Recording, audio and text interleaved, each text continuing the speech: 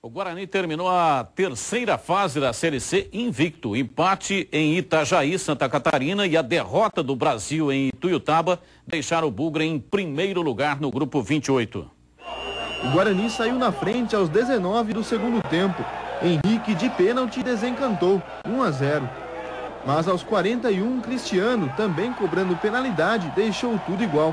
Fim de jogo em Itajaí, Marcílio Dias 1, Guarani 1. Foi satisfatório, até pelas mudanças que nós fizemos na equipe, vimos várias mudanças, mas mais uma vez a equipe correspondeu bem, acho que foi de bom tamanho o resultado que buscamos aqui, que era para confirmar essa classificação.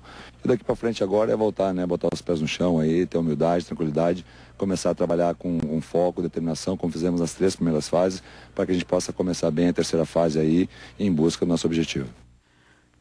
Tá aí, o Henrique desencantou, marcou de pênalti, marcou o 9º gol com a camisa titular do Guarani Futebol Clube. E quais são os times agora no octogonal decisivo, hein, Madeira? Rio Branco do Acre, Águia de Marabá, também o Confiança de Sergipe, Campinense da Paraíba, Brasil de Pelotas do Rio Grande do Sul, Atlético Goianiense e Duque de Caxias do Rio de Janeiro. E um detalhe, hein? O Asa de Arapiraca está entrando com um recurso hoje no Superior Tribunal de Justiça Desportiva, tentando paralisar o campeonato, porque o Neto Baiano, jogador do Confiança, estaria irregular, viu, Batista?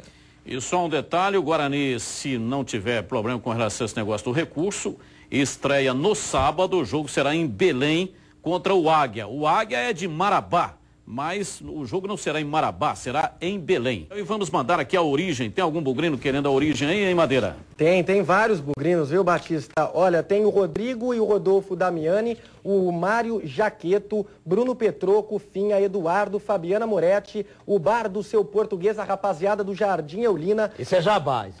Já não é não. Jabazão. Tem o Guga, tem o Sarna, tem o Kinder, tem o Lolô, tem o Fausto, o Sidé, tem o Trispo, tem o Ursão, tem o Piccolo e tem também o Majin Buu. Todo mundo fã incondicional do Esporte Total Regional.